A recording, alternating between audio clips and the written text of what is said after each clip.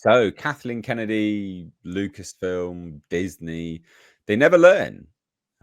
So as reported by That Park Place, says Kathleen Kennedy can't quit Lost creators, this new Star Wars series rumored from J.J. Abrams Acolytes. Now that's important because what this is Hollywood grouping together, certain individuals that, like, J.J. Abrams obviously has spawned loads and loads and loads of writers and producers from him, his company, people he's worked with, etc.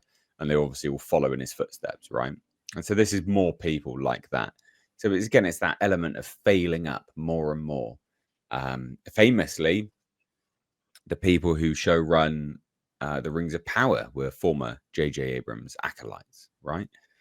These people aren't good. Alex Kurtzman, the guy behind all the new Star Trek stuff, J.J. Abrams acolyte, right? Like, these people aren't good, but they seemingly have got their fingers and toes in all the pies. It's crazy. As a Hollywood producer, you'd go, yeah, there's a common theme here.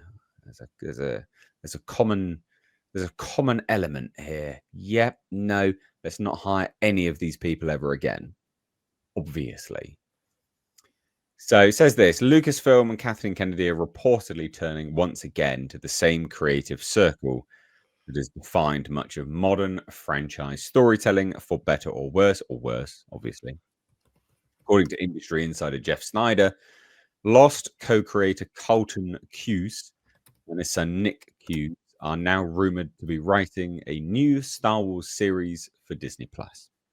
Whilst plot details remain tightly guarded, this development marks yet another return by Kathleen Kennedy to figures closely tied to J.J. Abrams and the storytelling legacy of Lost, Alias, and Bad Robot. So if the rumor proves true, this wouldn't be the first time Kathleen Kennedy has looked within the J.J. Abrams creative network. She previously brought in Abrams himself to direct The Force Awakens and The Rise of Skywalker. She also tapped Lost alum Damon Lindelof to co-write an upcoming Star Wars film centered on the character of Rey. That project supposedly remains in development, now reportedly with a script from George Nolfi and direction by Shamina Bay-Chinoy. This pleb here with a shit hat. The Cuses, a father and son duo, would be the latest to join the expanding group of J.J. Abrams associated storytellers trusted by Kathleen Kennedy with Star Wars. Carlton has built a prolific television career post-Lost, working on Bates Motel, The Strain, Lock and Key, Tom Clancy's Jack Ryan. Nick Cuse, meanwhile, has worked on The Leftovers, Watchmen, and Station 11. So it would seem Carlton's got a better resume, more widely acclaimed resume. His son, however, not great. Watchmen, not great. So the rumored Star Wars series would represent their first major team-up. Yet the broader pattern is hard to ignore. Abrams' creative web appears to extend across much of Hollywood, particularly when it comes to big-budget science fiction and fantasy. Again, Rings of Power, J.D. Payne, Patrick McKay, they were there. Like I said, Kurtzman, he's one of them as well. I'm sure there's Kurtzman's here. I'm sure there's others as well, but yeah, a whole ton of them. So terrible decisions by Kathleen Kennedy. Not really a huge surprise, though. She's just one more, just burn it down a little bit more before she leaves, I guess. But again, I tell you what, it goes back to the earlier conversation about Russell T Davies, doesn't it? Just failing up. What do these people keep getting work? Just failing up, mate. It's irritating. Never in history has as many movie theaters, cinemas shut down recently. Like, never. That there's so many going bankrupt, so many shutting down, and they're shutting down because no one wants to go to the theaters to watch any of these crap movies, and yet all these people keep getting work. How? Why? Well, we know how and why, but yeah. Culture. Go to you first, mate. Get some pearls of wisdom from you. Kathleen Kennedy is retarded. She has only been attached to properties that have been successful because of the efforts of better men, and I do mean men. She has always had terrible ideas, but decent coffee. So she was allowed to, make the bean counter decisions of where to put productions at, and make some, some calls to get some extras to show up on set. Make sure that the pieces of equipment were delivered and on time, and that the union people got all the duties done before filming could commence. So she was very good at that. She is not a creative. She's an idiot. And Spielberg was happy to tell everybody about that. So very early on in her career, she survived only because of better men, including her husband, Frank Marshall. Now she's looking for other men to help her look good again, and her picker is broken. Like every other modern woman these days, they are picking the worst candidates that are going to pump and dump her and give her nothing in return. So a little red pill moment about Kathleen Kennedy for you all out there, a little manosphere moment. Kathleen Kennedy is every divorcee that goes and chases all the checks and ends up very, very sad. There you go. Is that about the right assessment? I like it. Yeah, I think so. I like it. Go on, Bo.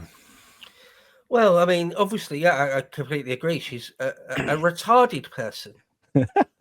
Yes, this is a moron of a person. I remember already. I can't remember exactly the chronology of what I'm about to talk about, but people that remember it all will know one way or another. But I remember at some point, it must have been after the first sequel film, like episode 7 or whatever, came out. But at some point, there was some sort of photo shoot where she was wearing T-shirts and it was saying "the force is female" on it. You remember that?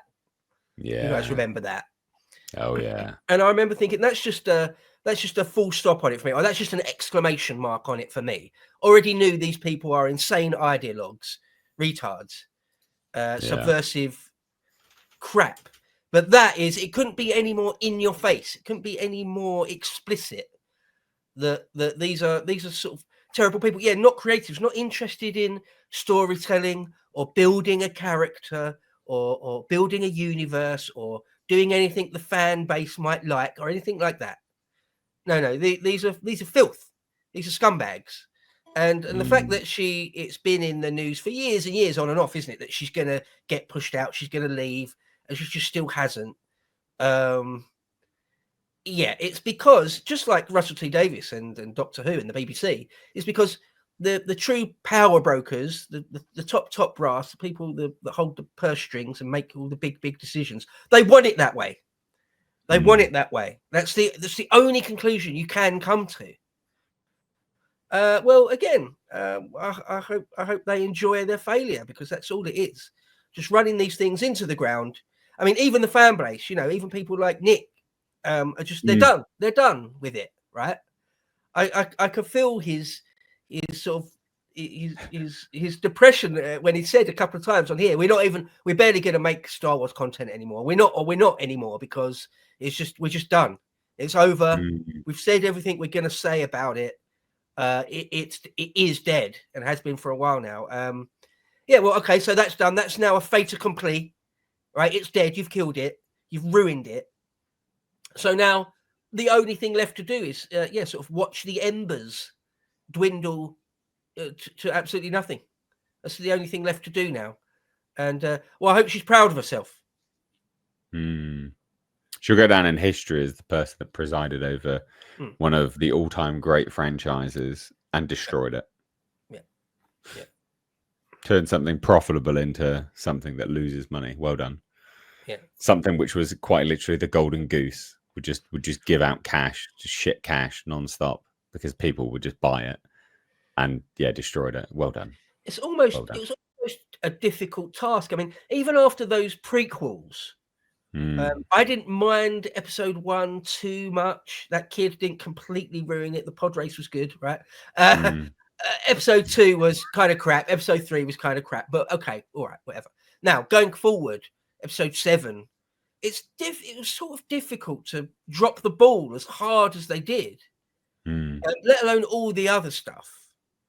You know, let alone, I mean, there's one show that people quite like, didn't they, when they got John Favreau on board. I watched a couple of episodes. Oh, the Mandalorian, yeah, Mandalorian. Like the first few episodes of that wasn't too bad. I did watch them, but a couple of some of the other stuff I've watched, just terrible. There was one. What did I get you to watch? The Acolyte, wasn't it? Was it? Yeah, I think yeah, that's it. I watched all of the Acolyte. Yeah. And I was once on Drinker, and they got me to watch one of the episodes of. Yeah, that's it. Terrible.